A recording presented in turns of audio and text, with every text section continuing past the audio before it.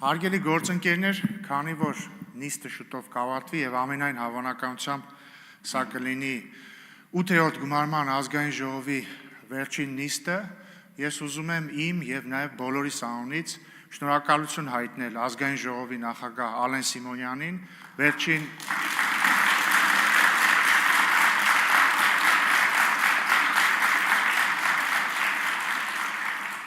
մի փոքր շտապեցիք, վերջին 5 տարիներին ազգային ժողովի նախագահի պարտականությունները փայլուն կատարելու համար,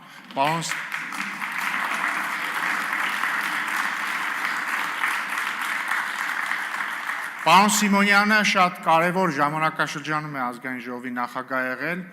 աշխարհի ամենահեշտ ազգային ժողովում չի, որ նախագահ է եղել, բոլորը տեսել եք, թե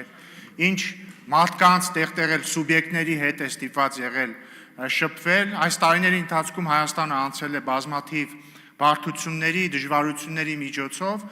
բայց մենք բոլորս Հայաստանի Հանրապետության վարչապետի գլխավորությամբ եւ մենք էլ ազգային ժողովում պարոն Սիմոնյանի գլխավորությամբ հասել ենք մեր ամենակարևոր խոստման կատարմանը, խաղաղությանը, եւ ես ուզում եմ շնորհակալություն հայտնել պարոն Սիմոնյանին մեր քաղաքական թիմը առաջնորդելու համար։